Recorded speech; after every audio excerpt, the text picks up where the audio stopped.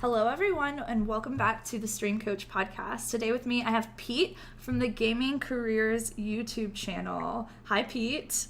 Hello. Hey, it is so good to have you on the show. I'm really, really excited for this episode. No, thanks for having me. I'm excited too. Yeah, so the first thing that I wanted to say was just congrats on your recent switch to full-time. That is so exciting. Very exciting, yeah. It's just been the most surreal experience. Yeah. I don't know about you, but I'm sure you're the same, that you didn't start it with you didn't start what you're doing with any sort of drive to do it full time or ambition for that kind of thing. And it's just, the whole thing's blown up. Such a dream come true, honestly. I'm just so happy with doing it full time. Yeah, that's so awesome. And you've seen some really incredible growth too. And it's been about a year and a half of you creating on YouTube, right? Yeah, that's right. I started last December 2016. So yeah, coming up to 2 years, between a year and a half and 2 years right now. That's so awesome. How has being full-time changed your content?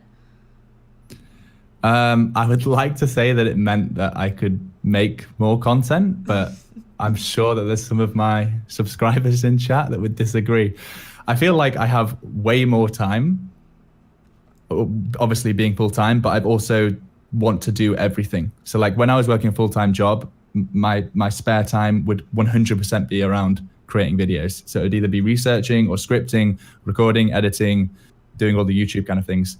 Whereas now, because I do this in all of my time, I want to do everything. I want to, make updates to my website or start a podcast, all these kind of things, and they all take a lot of time. So even though I feel like I have more time, I also in a way feel like I am way more busy because I'm filling that time with so many more tasks. So I love it. I'm definitely not complaining, but I'm also apologizing to my subscribers who probably thought they were going to get daily uploads, and it's just not like that. There's just too much work for each video. Yeah, so much work goes into each of your videos. Whenever we talked before, I was kind of shocked.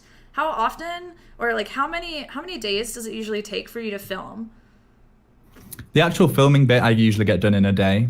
The longest part of it is the research part, because I'm sure we'll get into this later, but my whole philosophy around creating videos was quality content. I wanted to have the best video on that topic on YouTube, and for it to be evergreen and still to be search worthy in a year's time, I really wanted to make sure that I covered all angles and made sure that I wasn't skipping over anything. So actually the recording of me on camera and my voiceover I can get done in a day, but the research stage and scripting, and then I usually just bullet point what I'm actually going to say, but then I'll turn that video into an article for my website as well. So I'll need to have some things written out. Things like that take a lot longer. Yeah, that's crazy. Being a person who sits down one day and I film 5 or 6 videos, I have so much respect. I'm so jealous of that. I know. But I have a lot of respect for your creative process too, because you're putting so much energy into each video. Each one is really, really massive amounts of work and creativity and technique and skill that goes into it. So from my side, I'm yes, so good. I think that's come from I had a background in video editing. I did some I worked for some esports companies and went and filmed their tournament runs and things like that, and then would edit it together into a video of that tournament. And so all that kind of work has the perfectionist side of me working at it, because I want to create the best thing that I can for a client. And I've really struggled to let that go with my YouTube channel. I think my biggest issue, in fact, I've got a poster behind me. I don't know if you can see it on screen. Yeah. It says, done is better than perfect. And that is, I need to repeat that to myself every half an hour, because I spend way too much time on the last 10%, which maybe doesn't make much of a difference. But I'm such a perfectionist when it comes to these things. Do you feel perfectionism has kind of prevented your YouTube from growing as much as it could have, or has it actually been beneficial for you? It's difficult to say, isn't it? The growth that I've had over the relatively small amount of videos that I've created, there must be a reason behind that. So I would be hesitant to say that if I'd created more videos, I'd grow more. I do probably think that would be the case, but there's definitely something that's behind this quality over quantity ethos that I've taken towards it, because it has grown so massively for such a small amount of videos.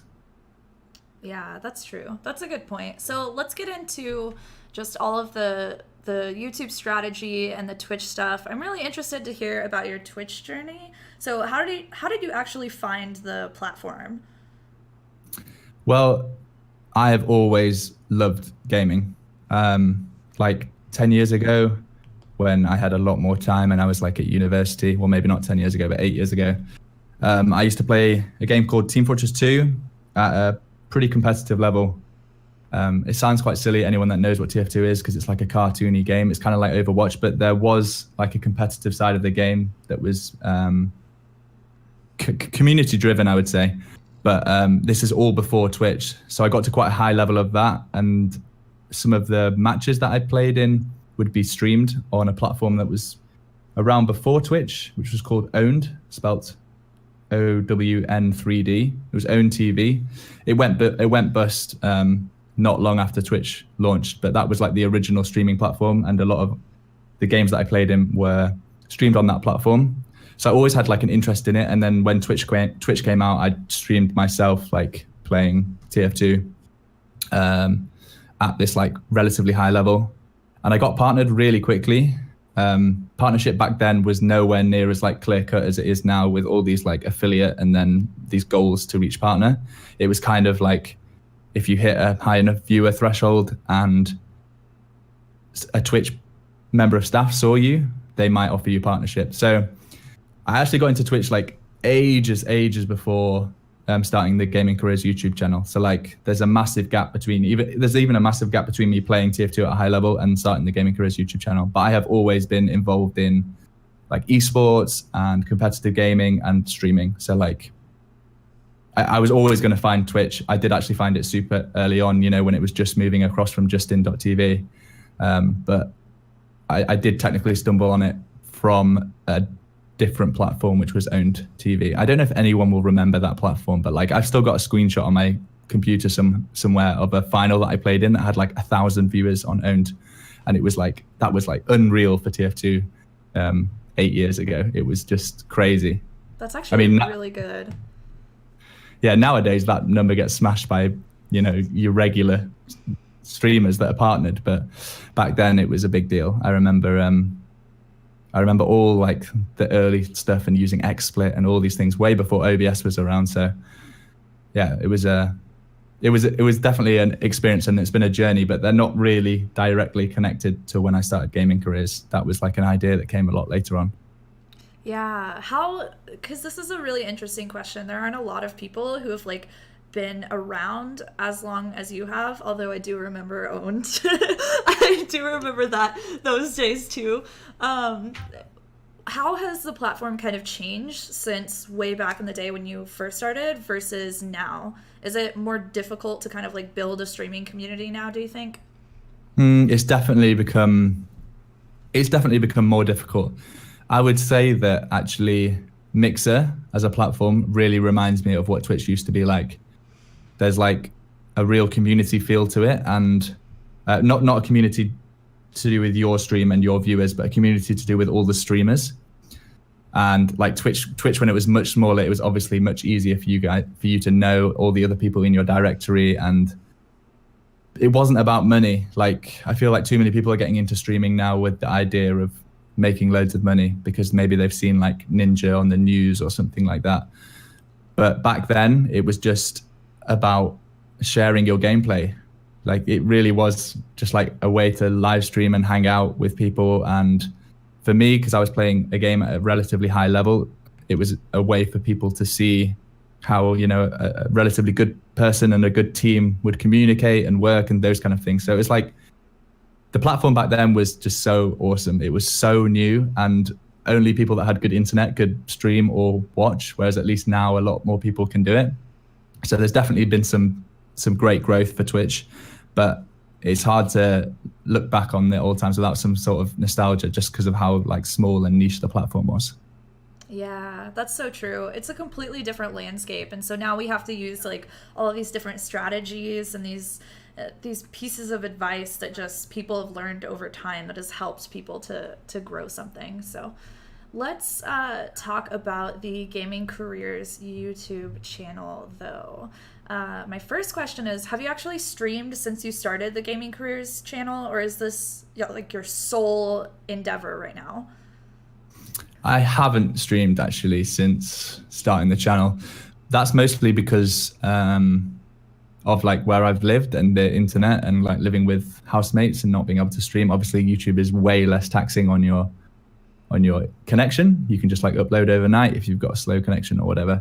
And I definitely do want to stream again. I'm not really sure what direction I'll go with that because I don't know how interested people will be in watching me play games versus, you know, me doing some sort of education-based live streams.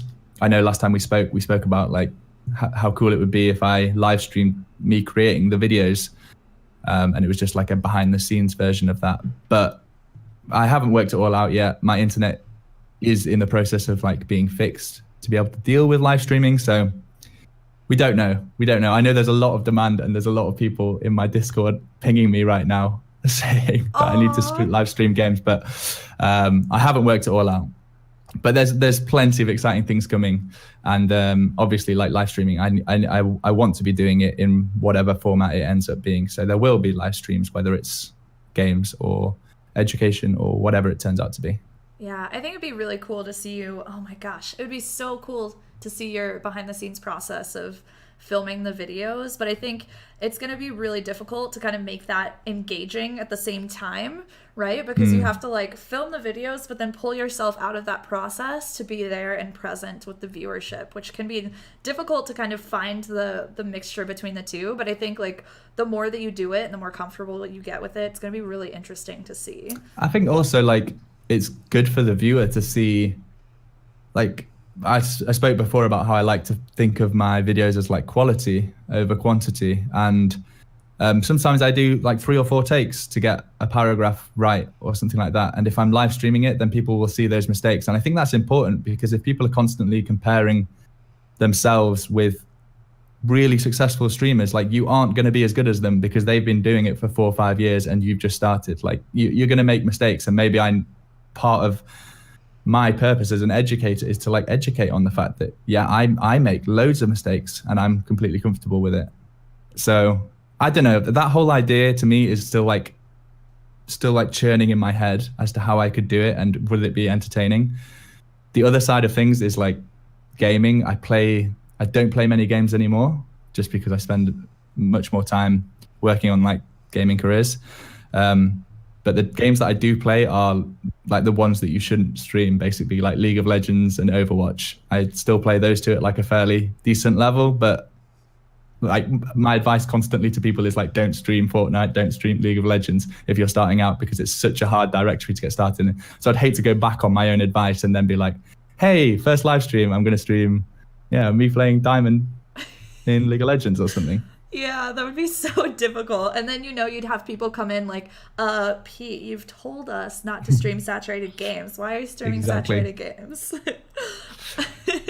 That's hilarious. But I think that you could do really good with, and honestly, it might be good once Twitch's new tag system comes out, because I think that tag system might end up changing that typical advice of don't stream saturated games. Like, the advice might actually change to be stream saturated games, but make sure that you use uncommon tags. Yeah, it'll become like YouTube, right? That's the dream. Oh my God. You can get noticed as a small YouTuber. Like, everybody that starts a YouTube channel starts at 0. So like, if you can not abuse tags, but like use tags and titles and thumbnails and things like that to your advantage, exactly like I did on YouTube, then who knows, you could get discovered. That whole side of things, like that new tag side of Twitch, is super exciting, because we don't know what it's going to mean. I really hope that it's going to mean that it's going to be easier for small and medium creators to get discovered, because right now it's like the top 5% of streamers get 99% of the views, and there's so many good content creators that are out there, like people in my community, people in your community. I'm sure like it's overwhelming, and it's so hard for them to get discovered. Like I do everything that I can to like try and push people that I really believe are doing the right thing and should just have a bigger audience. But I hope that this new Twitch tag system really benefits streams like that. Yeah, and I think we're going to talk about this here in a minute, but the differences between YouTube and Twitch are just, it's so good. So let's talk about, though, why did you really choose, instead of helping streamers on Twitch initially, why did you choose to create content for streamers on YouTube instead of Twitch? So when I started the channel, I still remember it like so vividly. I was in bed, like I'd woken up, but I was in bed on my laptop and I was like, what do I want to do? I want to start a YouTube channel.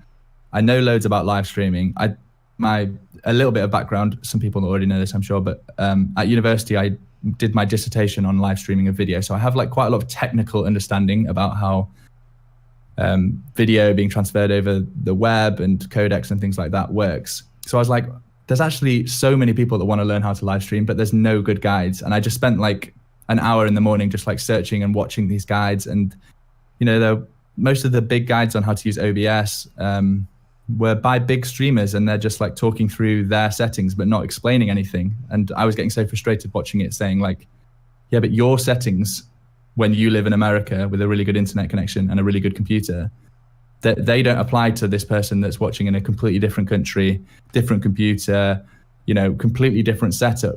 Like live streaming setup is so difficult because it's completely based on your location and your internet connection and how good your PC is and like what games you want to stream and how you want it to look. And there's so many variables. So I was like, I'm going to write down 200 ideas of what I could teach people about live streaming or about content creation, you know, be it YouTube, Twitch, editing, streaming, any of those things.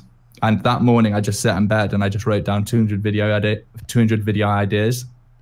And I still have that list today. Like, I think I've uploaded like 35. And it's like, I knew at that point, this has got legs. Whether or not people watch it and subscribe to it, I knew that there was enough content for me to create.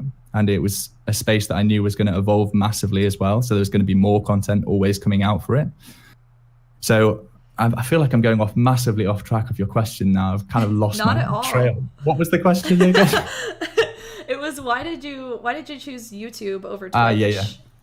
Yeah. So I knew that's where people were looking for tutorials. Like Twitch's video on demand system still isn't anywhere near as good as YouTube. So like people are searching how to do things around all aspects of life on YouTube. And I just noticed that there wasn't anyone creating good content for teaching people how to stream. There just wasn't anything that great. There was like the odd tutorial, but they weren't channels dedicated to it and they didn't explain it particularly well. So that first month, I just created like 4 or 5 videos. I remember saying to myself, like, I'll create 10 videos. And if I hit 100 subscribers by those 10 videos, then I'll keep going. But if I don't, then, you know, I haven't wasted my time. I've just spent time creating 10 videos. And like 3 videos in, I was like at 1,000 subscribers or something crazy. It was just like the most mental growth ever. So like I was reinforced straight from the get-go, like, yes, this is a good idea. People want this content. And I was a bit lucky because I already had a lot of the camera equipment because I'd been doing this like freelance. So I already had like a nice camera and like some lights and a microphone. So I could start straight away with some essence of quality, I guess. I wouldn't recommend that for people starting out to buy loads of stuff, but I actually already owned it from previous work. So I feel like I did get lucky, but at the same time, I really did do my research about a gap in the niche that I felt like I could fill. And I guess the rest is kind of history. I've noticed that about the quality level of your videos too. Most of the time, whenever you see videos about like Twitch advice or even like tech videos based on Twitch, a lot of them are people that are still like they're explaining their settings and everything, but they're still in their like Twitch scene that they use to live stream in. And yours was completely different from that because it was like the video was built for YouTube. It wasn't just a recording that somebody filmed during a stream. Right? So to me, that really stood out quite a bit. But you are like really focused on the tech side of streaming, which has just been amazing for you. Like your videos have done really well, but there are a lot of tech videos that are out there, right? Like there are a lot of videos about OBS, a lot of videos about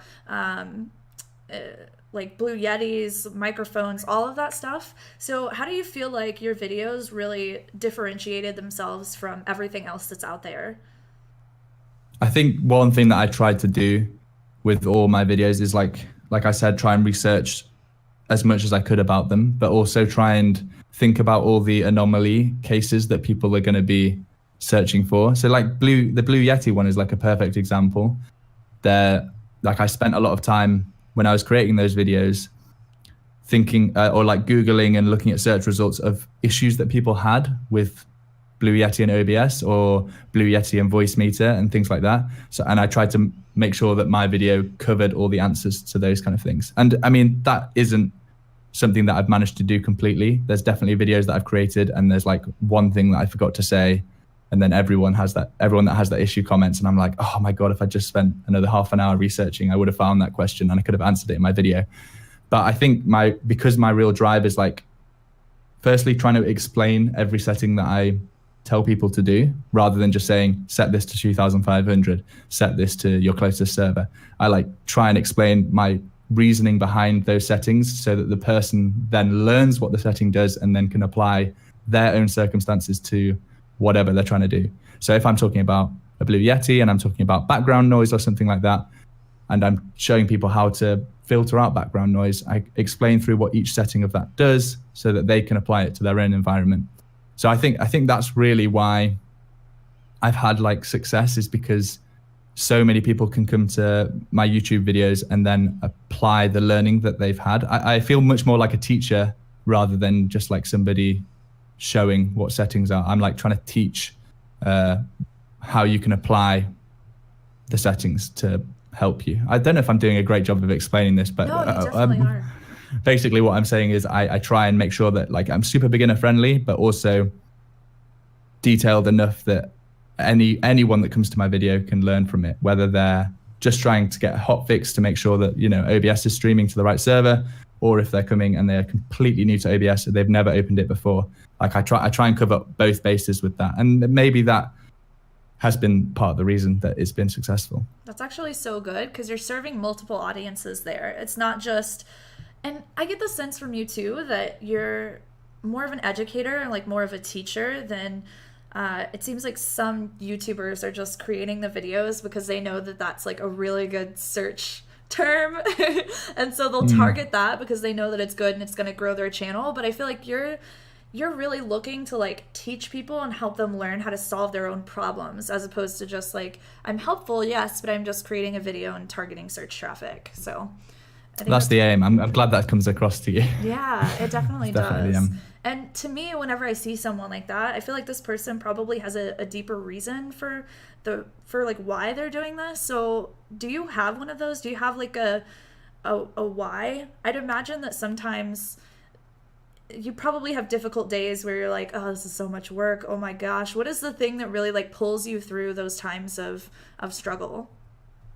I mean, for me, this is like genuinely a dream job. I think I've been super genuine with my audience and they've seen that from really early on. I definitely do have like days where I can't be bothered or like it's hard work, but then I just like think back to when I was working for somebody else and I was like, this is so incredible. But my deeper reasoning, I think, is because I knew that I was there from the very start in terms of like streaming and esports and gaming, and I've loved all three of those aspects. And I knew that it was just going to keep getting bigger. And I didn't want to like be 60 when esports is just like this massive thing, streaming is this massive thing. And I'm just like 60 and I was like, oh, I was there at the start and I was involved at the start and I didn't do anything about it. So for me, I was like, I know so much about this topic. I know that it's going to be big. Why am I not getting involved in this space in some way? And for me, it just made by far the most sense to do YouTube, which was something that like I had experience in. I had the camera equipment and then I had the knowledge from like my university degree, as well as like having live streamed before. So it made sense on all fronts. And yeah, it was definitely the best decision that I've made. So I do have hard days, but for me, it's still the dream job that keeps keeps me going through. That's awesome. You definitely have like an amazing mixture of things that really makes the YouTube pop, I think. That's why he popped off. Let's talk about the YouTube strategy side of this. I know that a lot of people are really excited about this part. Okay. So I'm sure you get asked like all the time, how do I grow on YouTube? Right? Like, how do I grow on YouTube? How do I make YouTube videos that people will actually freaking watch? So let's start at the very, very beginning of this conversation. Do you think that streamers should actually spend their time learning about and growing on the YouTube platform? I do, yes. I think the main reason for it is because you can repurpose a lot of your Twitch live content for YouTube. The worst thing you can do, and like I have said this in videos before, is just upload your 4-hour VOD to YouTube. Like, nobody wants to watch that, especially when you're new and like you're trying to find your feet. Like, make highlight videos, make random funny things that happened, and keep uploading that kind of stuff. Like, people, if your stream gets big, then your YouTube's going to benefit. You see all these streamers with like huge following, and they can just transition that to YouTube because it's people that want to watch two different types of content. There's one which is live and there's one which is on demand. And, you know, some people want to watch YouTube on their commute when they can't watch a live stream because you're not live or something like that. So for me, it makes so much sense to do both platforms. I understand people's concerns of like how much time they have, but I think because they're both video based, if you just learn some basic editing skills, you can definitely repurpose Twitch content for YouTube. Like there's people that I've found out about in my own community because they've had a YouTube channel, and I've ended up stumbling upon one of their videos. And like, I feel like discoverability on YouTube is at the moment easier than Twitch. And like, you can get into the whole argument of should you live stream on YouTube for that exact same reason. But it's kind of, I think it makes sense to put yourself out there on as many platforms as possible without spreading yourself too thinly. So for me, that was like YouTube, Twitter, and Discord. And like, obviously I'm moving over to Twitch, not moving it away from anything, but now that I'm full time, I'm going to be able to dedicate more time to Twitch. But like, for the first year and a half when I wasn't doing this full time, YouTube was where my content lived. Twitter was where like behind the scenes-y stuff and like general chit chat and how you could get in touch with me. And then I started a Discord in January for like the community. And I mean, that's whole blown up as well. But just concentrate on platforms that make sense for you without spreading yourself too thinly. That would be my advice. I definitely wouldn't just stick to one platform if you can make use of your content. Like, you do a perfect example of this as well. You live stream this podcast, but then the podcast will go up to all of the different podcasting apps. And I don't know if you put it on YouTube, but I imagine you probably do, like in the edited down version or whatever.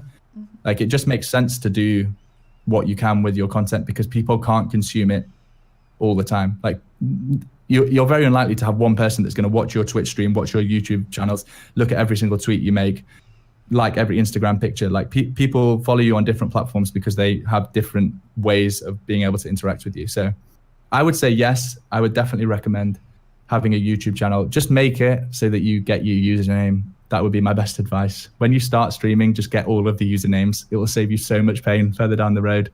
Right now, I've just started an Instagram like 3 months ago, and obviously Gaming Careers has been taken. So I've got like a full stop in the middle of my name, and it tilts me to the ground. I wish I'd just started that at the start, but you know, I'm an advocate now of getting all the usernames at the start. Yeah, that's awesome. That's such good advice too. I think like if we think about building content, I think a lot of people like box themselves into this idea of, okay, I want to build a Twitch stream, so I'm a streamer. But if you limit yourself just to Twitch, I mean, there are people that would love to hear you and learn more about you on Instagram, on Twitter, on YouTube, through podcasts. Like, and just like you said, most people, unless they're really, really your fans, like they're not going through literally everything that you're doing. You're creating a bunch of different styles of content to get more people into your space in different ways. Like, if you really have a voice and you really have some kind of like mission or something that you're trying to help people with, why would you not want to put it out there in front of as many different people as you can with as many different preferences as people have? So I think that's really, really fantastic. How does a streamer choose the types of YouTube videos that they should be creating. Because in the very beginning, like it's definitely good, I think, to be doing, you know, highlight videos and little clips and all of that stuff. But is there a time when they should start targeting traffic that's specifically YouTube traffic? I mean, I think it's like a case by case basis. If I was starting streaming today and trying to stream a less popular game, then I would be looking to create guides on that game. I'd be looking to try and work out what people are going to be searching for on YouTube and try and capture them from a YouTube standpoint. And then if they like your content, they're going to watch you if they can when you're live. So let's say like I'm playing a really small game where it's like character based, and I'm like, well, this game's quite fun, but there's not that much content out there about it. I'll create a guide on how to play this certain champion, and I'll put quite a lot of time into it. But if that game gets bigger, or if there are people searching for that game, they're going to search for it on YouTube, find your videos, and then they're going to want you play live. If you create good enough content in that transition. So my focus would be like on trying to create quality content, and I probably come from that side of things naturally anyway. But you can always go the other route of highlight videos, or like in real life vlogs. Like certainly if you start to get an audience on your Twitch stream, even if it's like 5-10 people, some people might want to see the behind the scenes of you redesigning your overlays, or even if you're just like going to the gym or going to the shops or things like that. So it's case by case basis, and it's what you want to create. I think you can make a lot of different things work on YouTube. For me, I would come from like the quality and tutorial standpoint, but that's just because that's what I've done my whole time. So I think there's many different cases as to what you could apply on YouTube. It's such a big platform. There's so many opportunities still on YouTube. These people that go around saying like, you can't get noticed on Twitch and you can't get noticed on YouTube anymore. I tweeted about this like yesterday, I think, as my Wednesday wisdom. Like, we are at the very tip of the iceberg in terms of careers in this space. Like, it is going to blow up. We're not even close to realizing how big streaming and VOD content can be, I don't think. Absolutely not. There's no, like, stream coaching is just becoming a thing, and there are business coaches that have been around for like decades. This industry has so much potential and is going to explode for sure. So why would you not want to get started? Obviously, like, the better time to get started is yesterday or 5 years ago, but you didn't. So just get started today. Like, push go live and just go.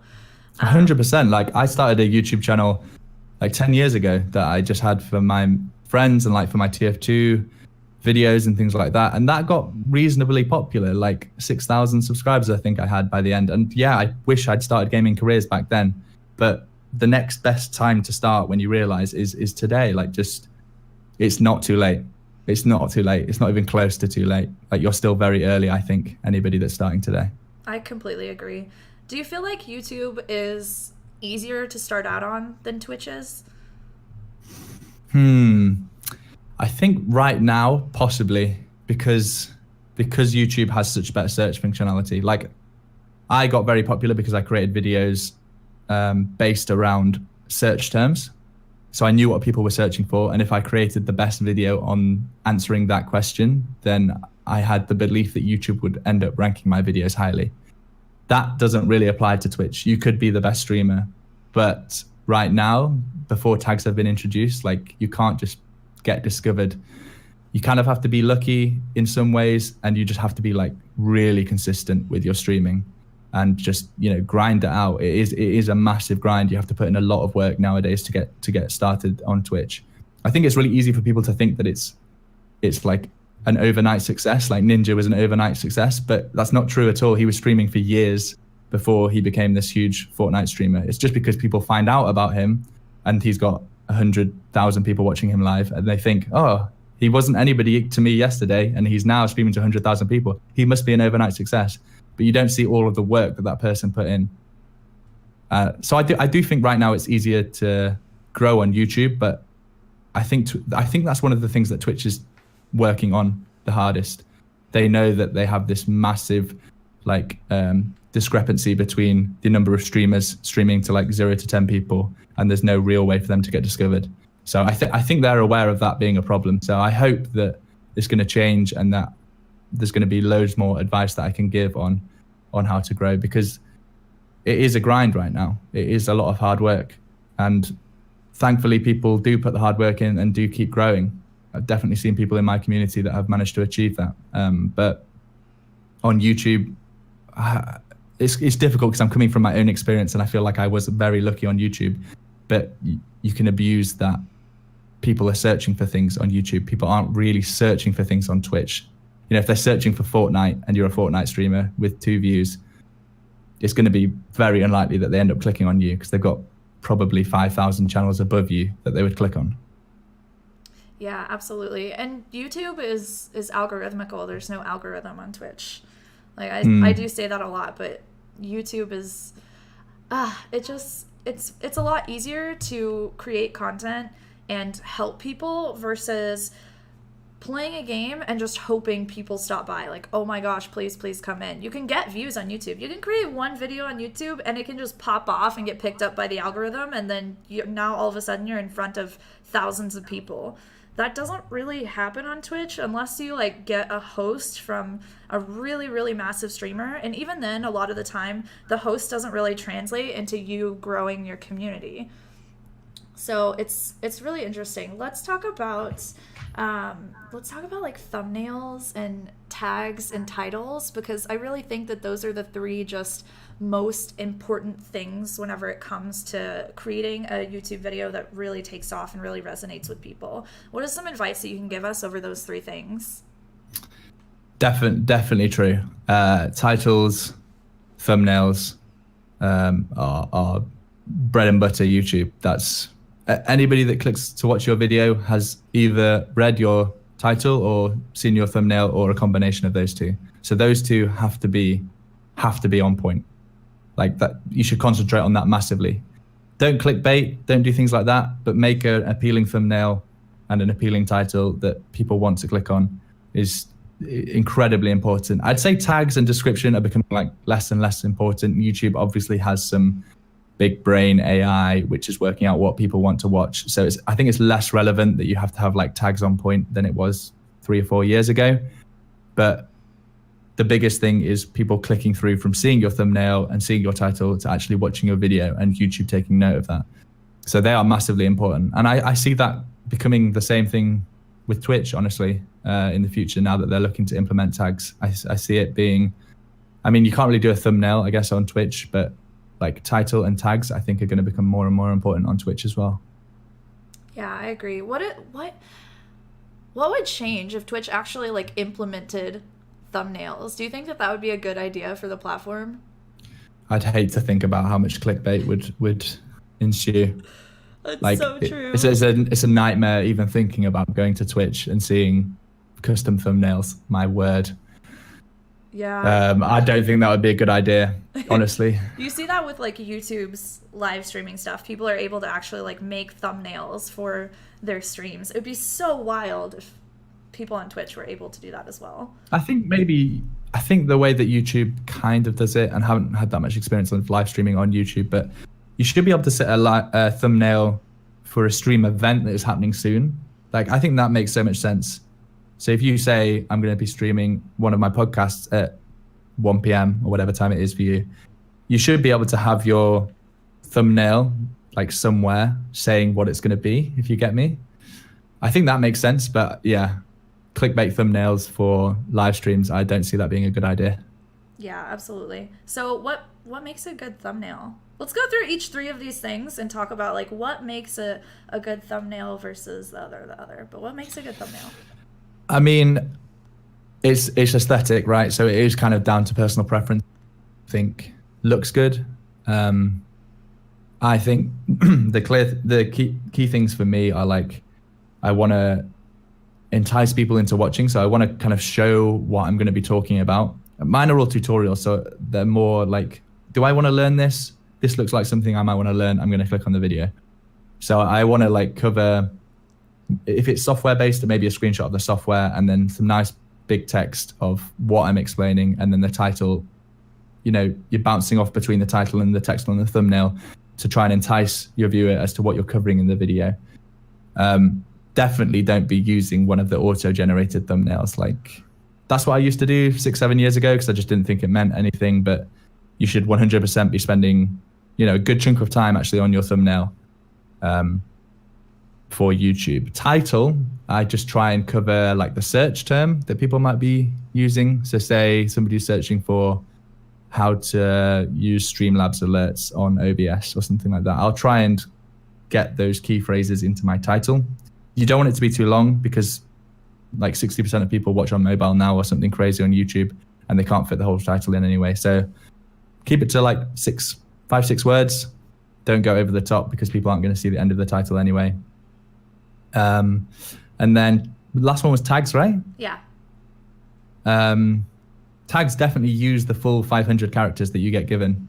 Like you might as well. It's not going to hurt you by using the extra tags. I just try and cover some long tail search terms. So certainly when I started, I was like, I'm not going to be able to compete for Twitch OBS or OBS Guide or something like that because there's already channels that have videos on that and they have 100,000 views. So I went after some of the longer tail search terms in my tags, things like I don't know, how to stream Fortnite with OBS or something like that. And it's a much longer tail search term, but you can put all of that into one tag. So you just in YouTube you just type out the tag and then press comma at the end and that is your tag. I think it's going to be the same on Twitch. But I don't know, it's become less and less about tags as I've gotten bigger. One of the things that I actually put a lot of time into, and I haven't talked about this enough and I haven't heard it being talked about enough, is I closed caption every single one of my videos. I write out the full, everything that I say in English, correctly timed. And I don't see anybody talking about this, but I think that must be so useful because YouTube is the second biggest search engine in the world behind Google, and they're both owned by Google, obviously. And all YouTube wants to do is recommend the right video to the person. So if you can describe word for word what your video is about by giving a transcript, surely Google is going to be using that information to help rank your videos. Like for me, that's just like an infinite tag list is your CC. I'm not saying write stuff that you didn't actually say, but if your video covers a topic in detail, use closed captioning to your advantage. And then it has the added benefit that like, I obviously have a very Northern English accent and I don't say my T's properly. People might not be able to understand if they're coming from America or from somewhere where English isn't even their first language. So they turn on closed caption. I think I last looked like 10% of my viewers use closed captions. So yeah, of course I'm going to keep doing that. Every single video I create, use closed captions. You can't do that on Twitch, obviously. So that maybe isn't as relevant to your audience, but that is something that I almost see being more powerful than tags now, I think, in my eyes at least. And that is purely theory based. Do not quote me on that. But in my head, that makes sense to me that YouTube would be using that information to work out what your video is about.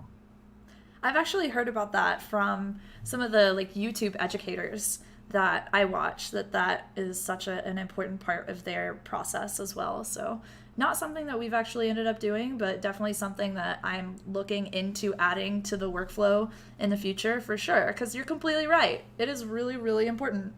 Okay, so we have good thumbnails. We have an awesome title. We've got good tags. Maybe we've even transcribed the entire video. But how do you make a video that's actually good? Like the chunk of the content, how do you make that in a way that makes people want to keep watching your stuff? I spend a lot of time on YouTube anyway. So I feel like the things that frustrate me about videos, in my head, I'm like, I'm not going to do them. I'm not going to spend every second of the video asking for likes and smashing the subscribe button and things like that. I'll do it once at the end of the video. If somebody's still watching by that point, they probably should subscribe because they've obviously found the video useful. I really got annoyed by people that did 2-minute intros to a tutorial video. I don't do that either. I try and get started as soon as I can. Like once I've explained what the video is going to be about, I used to run like a little sting intro at the start, which I don't even do anymore. But then I just try and dive in as soon as I can. So basically my whole theory is based on what I found annoying to watch on YouTube myself. Bad audio. Like audio is so much more important than video on YouTube.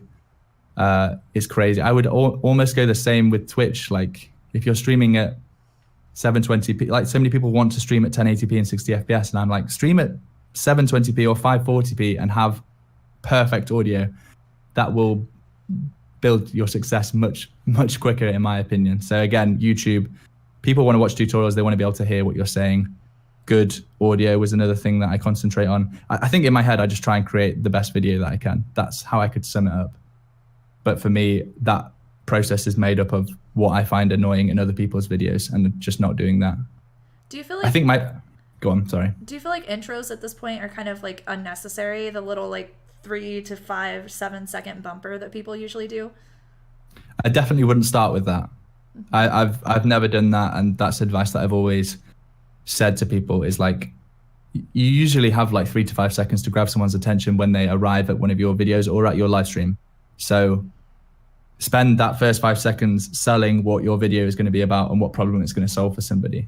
And then if you really want to do like a logo sting at the beginning, then you can do it, but just do something that's less than 5 seconds. Like nobody wants to watch your 30-second amazing After Effects animation that you've got of your name appearing from a brick wall or whatever you're seeing nowadays on YouTube. Like people want to come for content and they get bored very quickly, and it's so easy for them to close the tab on your channel, and YouTube isn't going to reward you if they're leaving YouTube because of your video.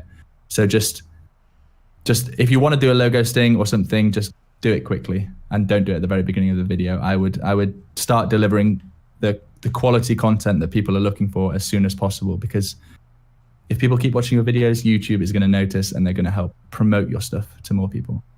Yeah, that like binge session is so important. It's so helpful to get people to like watch your stuff over and over and over. But let's talk about something that you mentioned, which is if people leave your video, YouTube won't recommend you and they won't reward you for that. Now, something else that YouTubers do is they have maybe like cards or links somewhere that will lead the viewer to some other platform, be that like Twitter or their Twitch or something else. Should people actually be doing this or not? Yeah, it's an interesting point. It's something that I've debated like internally with myself quite a bit, because I, like you, I have a Patreon, and at the end of the video I like to thank all my patrons of a certain tier and above, and I have a call to action there, like if you want to help support the creation of all this free content, then please do check out my Patreon page, and I link to it through a card. And I have thought that maybe maybe YouTube wouldn't be that happy that YouTube's just launched this sponsorships. I think they've just changed their name, actually. Memberships now. I can't remember what they've changed their name to. Yeah. Kind of like Patreon, but for YouTube. And I'm like, actually, maybe YouTube's going to start, hiding videos that are like asking people to go to Patreon because they must be a competitor now. So in my head, I'm like, maybe I shouldn't be putting a link, like call to action type thing. I think at the end of the day, if you worry about too many of these things, then you're just not going to get any content created. And at some point you have to just be like, if I link people off to my Patreon and they visit my Patreon and they don't stay on my YouTube channel at the same time, then that's probably still good for me. Like they're still going to visit my Patreon and hopefully they'll support through that.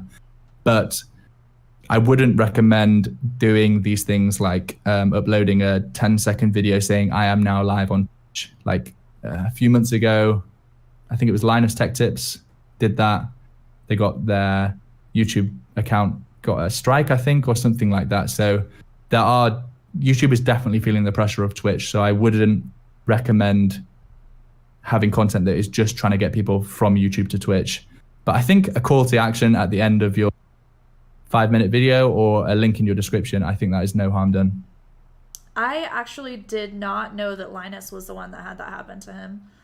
I think it was Linus. Yeah, because I get questions all the time like, is YouTube taking down YouTubers that mention their Twitch? And I guess it all resulted from that situation. Yeah, I don't think they'd be stupid enough to like actually suppress the content. But at some point you have to think from YouTube's point of view, they want to keep people on their platform. Like I've got the same internal dilemma. When I start streaming, do I start streaming on my YouTube channel, which has 110,000 subscribers and a massive audience? Or do I start streaming on Twitch and like branch out a bit? And how do I try and get that YouTube audience to realize that I'm live on Twitch without really taking advantage of YouTube as a platform? And you just got to think about the businesses behind these and what where their intentions probably lie. It's the exact same with Twitch. Twitch used to have the best feature of instantly publishing your VODs to YouTube. And they had like loads of customization around that. But then they became big enough to be like, actually, we don't want our VODs to be easily published to YouTube. We prefer them to be published to our own platform and not to send people away to our competitor. So you just gotta think from the business point of view, like put their shoes on and think about, if I was them, would I be happy? Yeah, absolutely. That's such a huge part of it. So is there anything else, any other advice that you would give to people who are looking to really like make good content on YouTube? Get started, like start today. Don't worry if you don't think your content is good quality or anything like that. One of my favorite YouTubers is MKBHD, tech YouTuber from the United States. And like, I mean, this quote is like as old as time now, but he created 78 videos before he hit 100 subscribers. I don't even know what his stats are right now. Somebody will correct me in chat, but I'm pretty sure he has like 5 million subscribers on YouTube right now. But it took him 74 videos to hit his first 100 subscribers. And he is like top quality. His content is incredible. It's so entertaining to watch. It's all tech videos, but it's like super crisp, very high quality. And it's amazing to go back and watch his early videos and see he was rubbish at the start. Like he was just a kid. He was like 14 years old and he was using a rubbish camera. But it's one of those things where you just got to start. You've got to start. You're not going to get good by watching 200 videos about how to get good. Start and practice and get good over time. It really doesn't matter if you're not good at the start. If anything, it's just going to be like this amazing journey that you can post when you're massive. Like MKBHD does now. He goes back and watches like his early videos on his stream, and it's like so entertaining to watch a 14-year-old kid with 5 subscribers. Yes, I love that so much, actually. The idea of like someone getting massive someday and then watching their older stuff and just seeing that entire journey, especially if some of those people have probably been with MKBHD for years. They've been watching the guy for years. Imagine being able to like look back and see the growth of one of your favorite creators and this friend that you have at that point. That's amazing. I actually did that. I recently did like a video for hitting 100,000 subscribers on YouTube. And in that I had little clips of me hitting 500 subscribers and 1,000 subscribers and 10,000 subscribers. And even like my growth has been relatively rapid, but even watching back a year and a half ago when I hit 500 subscribers, to see how much I've grown and like how much more comfortable I am on camera and all those kind of things it's such great nostalgia. Like do it just for the nostalgia. Start your channel now whilst you're not good and just get better with practice. That's such good advice. It's so good. Let's talk about your YouTube workflow.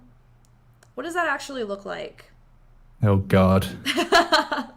It's like a spreadsheet of about 60 tasks that needs to be done for each video, from oh my God. From like the idea and the scripting all the way through to like pressing publish on YouTube. In fact, that's not even the last thing. It's like uploading it to my website, uploading it to Twitch. There's just so many steps. I'd say like the key ones: plan your video, record your video, edit your video. But the reason that I have written all of this down and have got it in a spreadsheet is because I'll forget to like do my audio levels on a video. And if I didn't have that as a little tick list, then all my audio would be like super quiet because I'm like editing on my headphones. So it's a nice volume for me, but then I need to boost it before it goes live on YouTube. Or something like color correction, like so easy to forget. If I've got it in a checklist, I'll make sure that I do it. All those kind of things, tags, titles. I've literally got the full process from start to finish, but it is about 60 steps from the idea stage of a video to like having it fully finished, published on all platforms, promoted on my social media. And it doesn't even end there. Like I quite often go back to other videos and I'll change the thumbnail or I'll reword the title or things like that if I think I can get, better results from a different search term. Can we actually get like a link to that list? Do you have that available somewhere? I don't right now. It's in like a Google Docs tracker that I track all my work with. But one of my things that I've promised my patrons is a video covering the behind the scenes of me creating a video. So you just have to hold me accountable for that, and that will go live at some point. I promise. That would be so good. Yeah, because like everybody is asking for that right now. That's great. So you mentioned it can take about like 3 days for you to do behind the scenes research for the video, then about a day to film the video. How long does it usually take you to edit? Surprisingly, editing is like one of my quickest bits. Sometimes I can get both filming and editing done in like a jam-packed day. Like the editing is what I had a lot of experience with before starting this YouTube channel. So I see myself as quite a competent and speedy editor. And also what I'm editing isn't particularly complicated. It's usually just getting cuts in the right place, audio synced up, color correction, you know, a few B-roll shots and things like that. It's not a particularly difficult edit that I'm doing. I'm not doing stuff with super complex graphics or After Effects or anything like that. So I would say usually I spend, okay, this has changed since I've become full-time. Usually I'll spend a day scripting and then a day filming and editing. And then sometimes I'll be able to release that same day, but sometimes I'll do it the next day. I still haven't really worked out a good schedule for my uploads. That's definitely something I'm going to look to move on to next year, because I've heard enough big YouTubers say that having a release schedule is one of their reasons for success, that I should probably follow that advice and, you know, release on a certain weekday every week. But I still don't do that, much to the frustration of my viewers, I'm sure. So yeah, I kind of work on what I want to work on each day, but there's so much going on right now behind the scenes, some of which I have to keep completely under wrapped. And since hitting 100,000 subscribers, it's like the flick of a light switch. All of a sudden, everybody wants to talk to you about a video idea and things like that. So I spend like half of my day on Skype calls with people. But I am slowly building towards having a much more structured week, which will result in having, you know, videos going up on a certain day, and maybe, you know, a podcast going up on a certain day and a live stream on a certain day. And that's why I would like to be maybe the start of next year. And I'm going to spend the rest of this year just making sure that I can commit to that. Because I don't want to tell people I've got a schedule and that I'm going to start a podcast that will come out every week if I can't commit to that. I want to know that I can commit to it and then follow through with that promise. That's awesome. It's so much work to get out one of your videos. Have you ever thought about like hiring an editor or somebody to kind of like take some of the work off of you? I have thought about it. I actually do hire a freelance writer who is this just amazing guy who basically turns my videos into articles for my website because I don't write at all, and he is a very good writer. I have thought about like outsourcing some tasks, but I can't let go of it. It's definitely a poor quality of mine. I couldn't be a very good manager because in my head right now, I know exactly how I want everything to be done. And I feel like I would be the worst person to work for in the world if somebody was like, if I was like, oh, could you edit this video? And then I'd scrutinize and I'd be like, I wouldn't have done that. I wouldn't have done that. So don't suggest somebody should edit for me, because I think I still need to grow in like this business and learn how I can outsource certain tasks. And the other thing is I love every aspect of it. So in my head, I couldn't just film videos 5 days a week and then send all that footage off for somebody else to edit, because I'd start to hate the filming of it and I'd really miss the editing of it. Whereas right now, when I do every single bit of the process, like it's that variation, which I really enjoy. I really enjoy like seeing a video from the very start to going live. And especially if it does well, it feels amazing when a video does really well and you know that you've done every single aspect of it. So I probably will at some point. I remember, to go back to MKBHD, I remember him saying this, that he wanted to do every single aspect, but realistically, if he wants to keep growing, he needs to outsource some tasks. So I don't think that's anytime soon, maybe at some point next year. But for now, I just enjoy every aspect of it too much. Yeah, that's such a good realization from him too, because it's really, really hard to give up that control, and especially with something as like creative as making videos is, because it's a reflection of you and of who you are and what your brand is all about, and everyone has such a different style and different ways of editing that it's really hard to give up that control. But at the same time, I think that he's completely right. Like, you kind of hit this level where you're like, I can't do anymore. I can't do anything else. And if I want to start some other style of content, I literally can't do it because all of my time is taken up by this. So I feel like all creators kind of hit that point of, okay, I have to bring somebody on. I have no other choice. Like, we have to all deal with that struggle of having to let go at some point, which is unfortunate, but it definitely helps a lot. And there have been a lot of times where I've seen people that have like let go and somebody else has come in to take something over, and they do it way better than that creator did, and that creator starts to take off and also now Maybe, has time to focus elsewhere. maybe that's what I'm scared of, is somebody just coming and editing for me and being 200 times better. No, I Ooh. don't think that's the case. I definitely agree though. Like at some point, if you really want to grow it into a business rather than just a hobby, or like, I mean, I guess it is a business for me right now, but it's certainly just like a one person business. If you ever want to grow past that and be like, you know, a Linus Tech Tips sized channel on YouTube, then yes, you probably do have to outsource. But I'm certainly not anywhere near that point, and I'm enjoying this sort of size, being this size, and being able to do everything myself right now. Yeah, that's so great. It's a really good place to be whenever you're the person that controls everything, and you're the captain of the ship basically.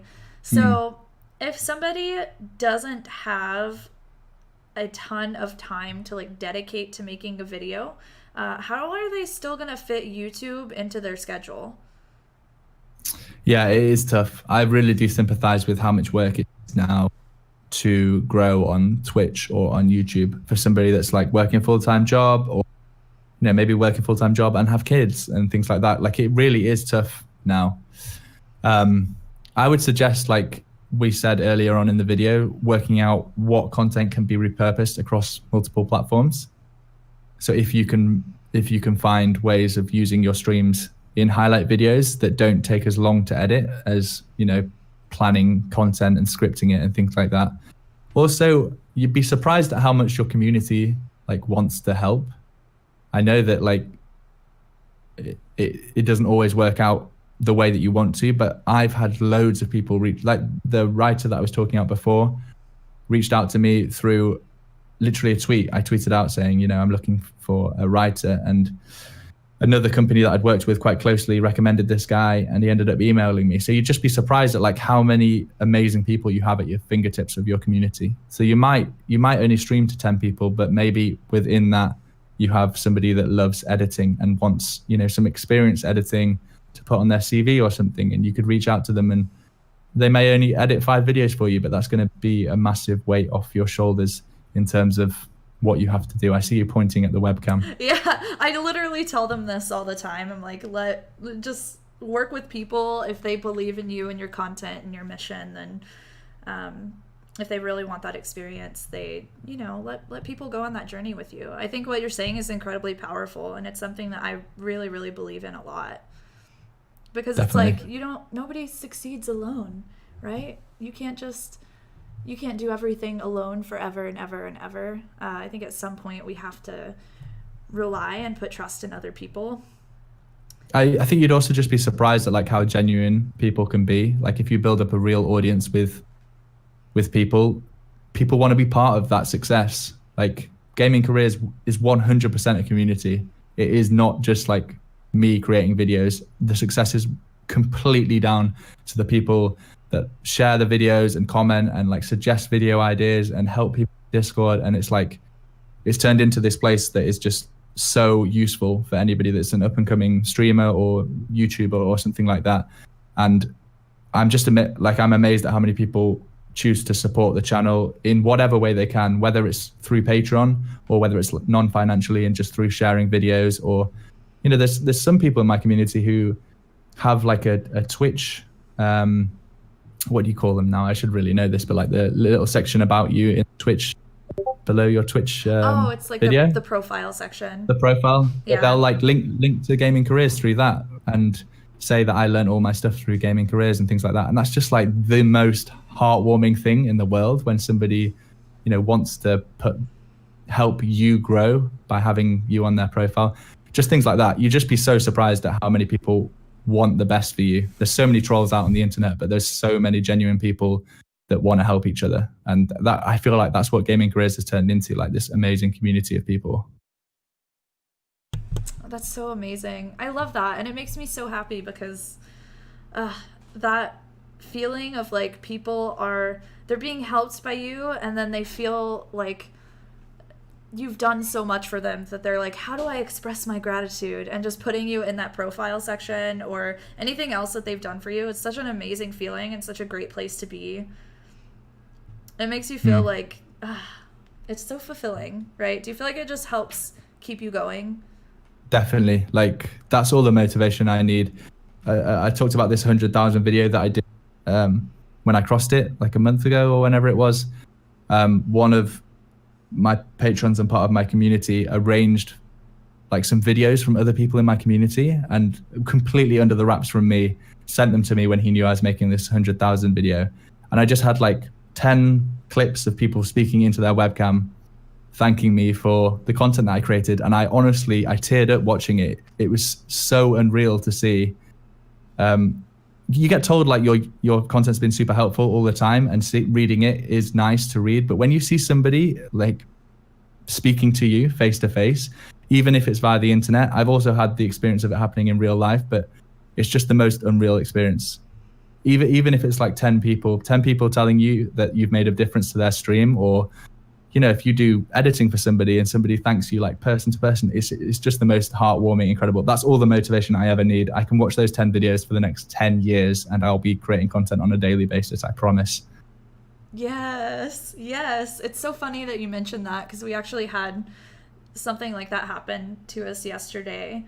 Our community, the Yam Fam, ended up like making a secret video for me that they've been working on for like a month, and it was just clips of people just saying thank you, and I got so overwhelmed, and I watched it during the stream and just started bawling. Like I was a mess. But I know now I'm gonna look at that. I'm gonna watch that video every single freaking day. That video is gonna be there for me whenever I feel like I'm not as productive someday. Like, it's amazing.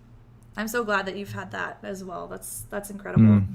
So I have just one more question for you, but before I ask that, if anyone is ready with a question for Pete from the GamingCareers YouTube channel, we're going to go ahead and jump into the Q&A portion of this interview. My last question is, what is your number one tip for Twitch streamers? Oh gosh, that is a question. Unfortunately, it's probably not one thing that will help you be successful on Twitch. Is probably a culmination of all the advice that ASHNI gives and anything else that you can find, and networking and all those kind of things. My one tip, I would probably suggest that you just start streaming. I've said it throughout this video, but you just start and practice, because at the end of the day, streaming isn't something that you're like born with, that natural ability to entertain as well as run your own TV show at the same time. That is a skill. It's like the first time you drive. I know in America you all drive manuals, so it's super easy, but in the UK we still you drive automatics, but we drive manuals, and it's super complex when you first learn to drive, because you're like, my feet need to do this, and then I need to push the clutch in and then change gear, and I need to indicate, and I need to be checking my mirrors, and it's like 200 jobs that you're trying to do at the same time. And streaming is the same as that. You're trying to run a TV show whilst probably trying to be good at a game, whilst trying to entertain people, whilst trying to welcome people in chat. It's a skill, and it's lots of different tasks, and you need to practice that skill if you're going to get good at it. So don't start streaming and expect in 1 month's time I'm going to be massive because I put a month of effort in. You need to practice this and hone your skill. And with that time and practice, you will become better and you'll become more entertaining, and people enjoy watching you more. So I don't know what my one tip was then. Maybe it was start straight away, or it was practice until you get good. It was one of those two. Take whichever one you will. Yeah, and I think part of it too is like, don't have these crazy expectations. Definitely. Get into it for the right reason. That should be you shouldn't be getting into it for the wrong reasons of I want to make $1 million.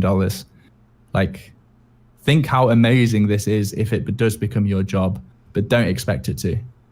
Do it for the right reasons, because you enjoy your live stream, you enjoy hanging out with a few people that watch you, and you enjoy playing games and you want to share that gameplay. But don't get into it with the expectation that you will be Ninja in 3 months' time, because I'm sorry to say it's very unlikely that that will happen. Yeah, it's so difficult to stand out. Like, honestly, I think if somebody wants to grow really quickly, one of the best things that they could do is just start on YouTube or social media or somewhere that's not Twitch? Because Twitch is You could. so hard. It is definitely difficult to start on Twitch, but I think it is at that point now where you're going to have to work whichever platform you want to start on. You're not one of the first 20 people on Twitch and just going to get big because you have a good computer and a good internet connection and no one else does. And that's how it used to be. Like now you do have to work hard and you do have to be entertaining for people to watch you. You can't just, stumble your way into it. You just have to work at it and hone that skill. Absolutely. So we have a question from Gilligan Knight who asked, how important is social media for your channel? For your Twitch channel, I presume she's saying, or for YouTube, one of the two. I would say that it is important, but they each have their own purpose. We talked earlier in this podcast about repurposing content, but one thing that you shouldn't do is just, upload your whole live stream to YouTube or upload your whole YouTube video to Twitter. I feel like you should try and put a spin on it and be what that platform was intended for. So for me, Twitter is like text, some images, but like mostly behind the scenes stuff. Whereas YouTube is where my long form content lives, and Twitch is probably going to be some variation of long form content through a live stream. I think it's important, but like I said earlier, don't spread yourself so thinly where you're trying to be posting on Twitter 5 times a day, posting on Instagram once a day, posting on Snapchat 3 times a day, 1 YouTube video a day, a live stream for 3 hours. Like, you will get burnt out and the quality of your content will drop. So pick your platforms. I feel like for gaming right now, it's like Twitch, YouTube, Discord, Twitter if you have time for it, and then the rest are kind of if and when you want to. But it obviously depends on platform. Like if you're into cooking, it's probably YouTube, Instagram, and Twitter, and Discord isn't going to be one of them, and Twitch maybe isn't going to be one of them. So it kind of just depends on your platform. Absolutely. But I would say yes, it is important. Yeah, it's definitely important.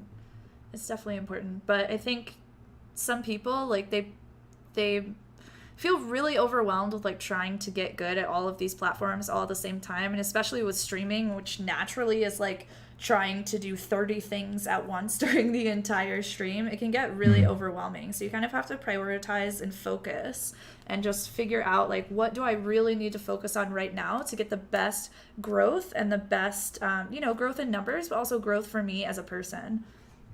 I think that's fantastic. Flawless Porcupine asked, what's the best way to start branding your channel and to get the gears going in your head for the thought processes and brainstorming with other people to get ideas from a different point of view?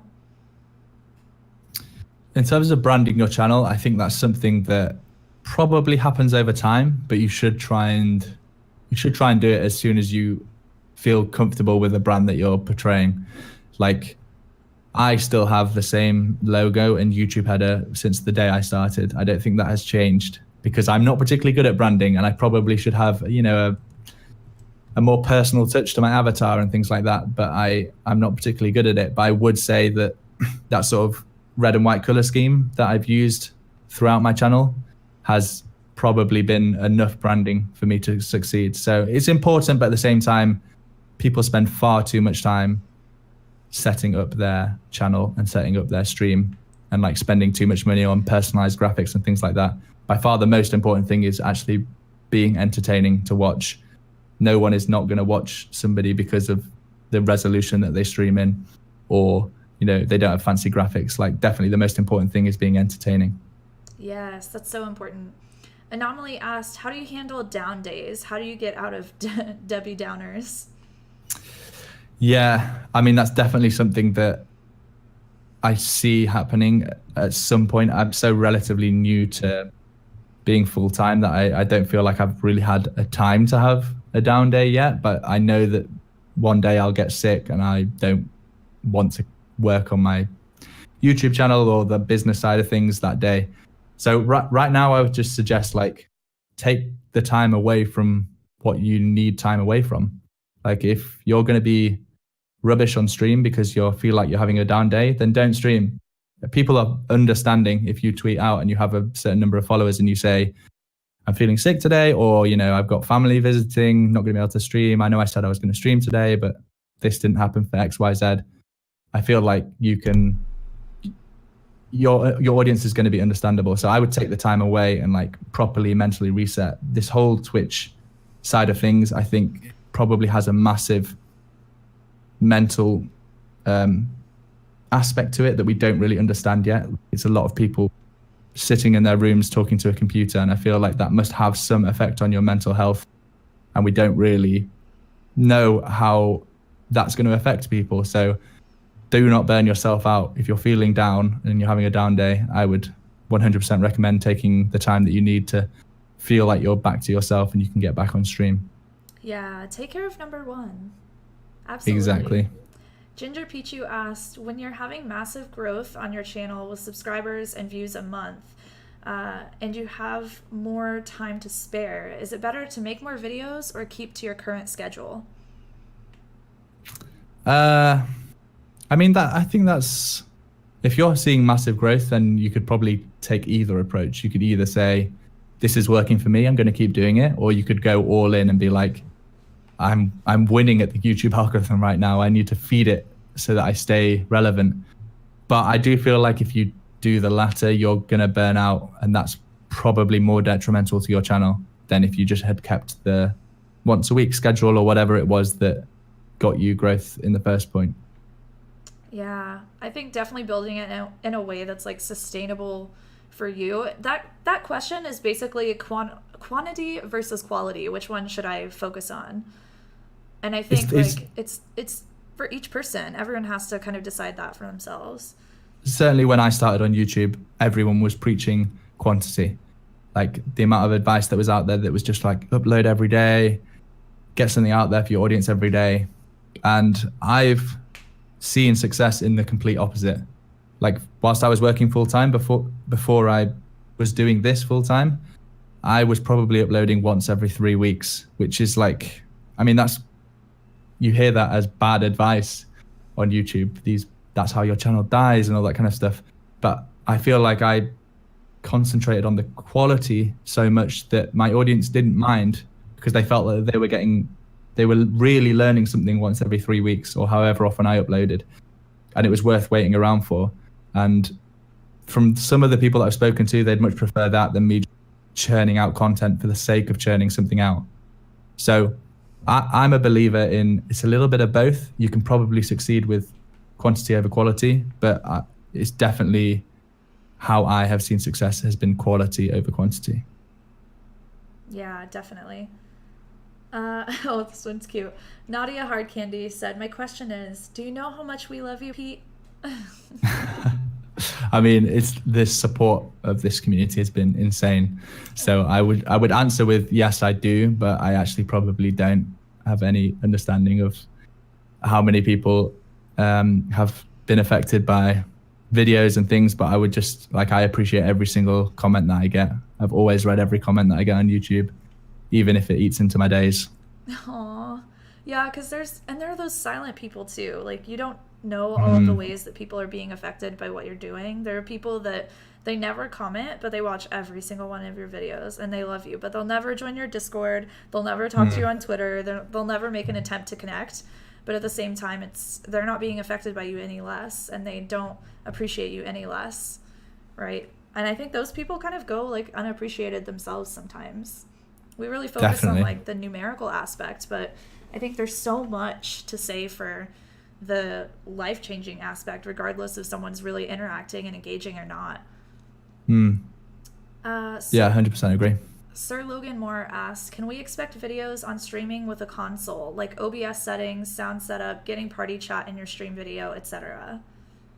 Yeah, definitely. A big section of this video list that I want to do is concentrated around both people that want to just stream from their console, but as well as people that want to play a console and stream from their PC.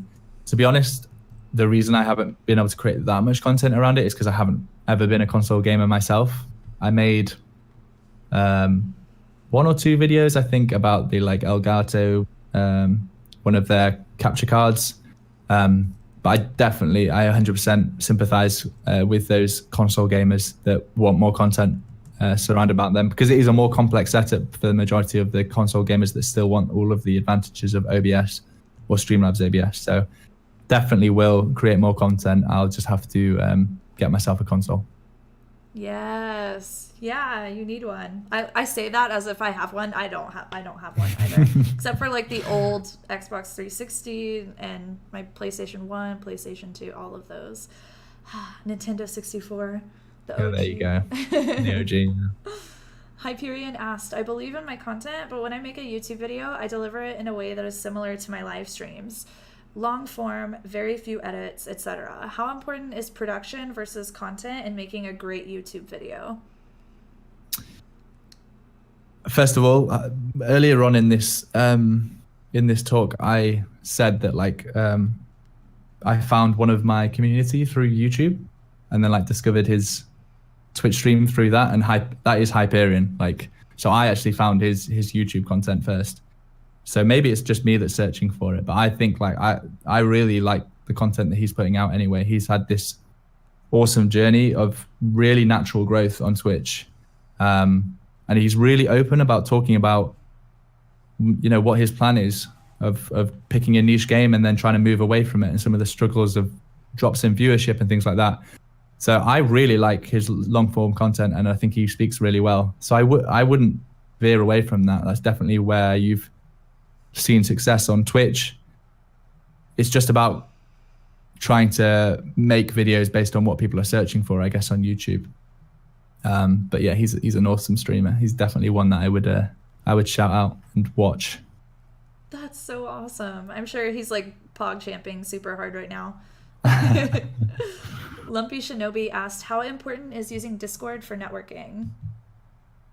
Yeah, super important, I think. I think it's probably an underused tool, but it's probably the best right now. I would say Twitter and Discord. There's loads of good Discords for gamers and streamers. So if you find a good group of people to like hang out with, and you enjoy being in their Discord, and you can help them out, and you hang out, build genuine friendships, I feel like that's probably the best way to network. Twitch as well, I definitely think like being in people's streams and being on Twitch is useful, but Discord has that like everlasting feel where you can write a comment at 1 a.m. when no one else is online, but people will see it the next day, which doesn't always happen with Twitch. So I think Discord is like probably the best platform for networking and building real friendships with both your own community and with people in other communities that you like want to get to become friends with. The biggest advice is just like, when it comes to networking, it is about building friendships. That is what networking means. It's not about, you know, doing one favor for somebody and then expecting them to share back. It is 100% about building a real friendship with somebody, and then maybe you'll help each other out, but like it should be genuine. It should be a genuine friendship. And I feel like Discord's a really good platform for that. Yeah, Discord's great because you get that like that sense of actually having a conversation with the person, because it's not super public like Twitter or Instagram or elsewhere. So it's kind of like it has that more sense of being personal, versus this is the I guess like persona, or this is the like professional version of me that's out in the world on social, which ideally, you know, those two people aren't really different. But at the same time, yeah, I completely agree. Discord's an amazing place to be. And that was one of the nice things about getting this video from some of my patrons, is like in Discord, it is just a username and like their avatar, but then actually seeing their face and actually, I mean, it's still not real life meeting somebody, but being able to put words to somebody's face is so amazing. I'm going to TwitchCon later this year, which is just going to be the most unreal experience I know. And I'm hoping that I'm going to be able to meet loads of my community, as well as like loads of people that I've interacted with on Twitch and things like that. Because I do feel like it's that next level of friendship, and that is what networking is. Yes, I'm gonna be there too, so we can we can meet. We'll definitely meet up. Yeah, we can meet in person. It's gonna be great. We'll do a live podcast like in person, shall we? That would be awesome. Oh, that would be so good. I see like the YouTube educators doing that all the time, and I'm just like, I want to bring, literally, there's so many conventions for people in the gaming community. I want to see the educators in the gaming community creating content with each other at conventions. Yes. Aisel asked, how do you counteract dead chat? Because sometimes I feel like I'm rambling. You should be rambling. I feel like you're doing the exact right thing if you feel like you're rambling, because you need to grab people's attention as they're coming into your stream, right? So like, let's say somebody comes into your stream, you probably have 10 seconds to impress them enough that they want to stick around. Otherwise, they're just leaving and finding another stream. And in that 10 seconds, they probably don't show up as a viewer in your viewer list. So you're not going to see, oh, someone's joined my chat. Right, I need to be entertaining. I better start talking about what I'm doing about the game. You need to be doing that constantly, because these people are coming into your chat without you really knowing and without you seeing. So if you feel like you're rambling, I'd say you're probably doing a good job, as long as you're not literally just saying the same thing every 30 seconds. If you're actually talking and making conversation, even if it's just to yourself, 100% doing the right thing. That is so good. I feel like a lot of people get caught up in their game while they're streaming, and if they don't have like a developed audience yet, it's really easy to just say the same thing over and over and not really be conscious of the thing that you're talking about, and not really be conscious of conversation. But that is the thing that's like important to be able to do whenever you're growing a community. Like communities don't grow because someone says the same thing over and over and over. People need to get a real sense of your personality and who you are, and you can definitely develop that. But just knowing that fact, like kind of pulling yourself out of, hey, this is the game, I'm just annotating everything that I'm doing, pulling yourself out of that area and speaking more about like your beliefs and your life and the way that you see the world. Like so powerful, so powerful. What does the future of gaming careers look like? I hope that it's gonna keep growing and keep becoming a bigger and better place where people can learn all the skills that they need to live stream or to create content within the gaming niche. I want it to become the place to go for whatever you want to learn in this industry. Like I want it to be very similar to what it is right now, but just with more and more and more content, and branching out from YouTube as well. Like YouTube's always going to be the bread and butter tutorials on there, but like I've said a few times in this call, like I would like to get into different forms of content, if that's live streaming some of my tutorials or live streaming something else, podcasts, those kind of things. I hope that it's just going to keep going in this amazing direction. You know, it doesn't need to keep growing to do that. I just need to keep creating content to do that. But I hope that with the content I create, that I'm just going to help more and more streamers. That's what it is at the end of the day. I want to help more people make a profession from gaming, whether that's streaming or content creation, whatever it is, just trying to teach the skills that they need to be able to do that. That's an amazing way to end. Where can everyone find you, Pete? Probably YouTube's the best place. That's youtube.com/GamingCareers. Also on Twitter, got a Discord, but you can find all of those links, in my YouTube description. Amazing. Thank you so much. Thanks for coming No on. problem at all.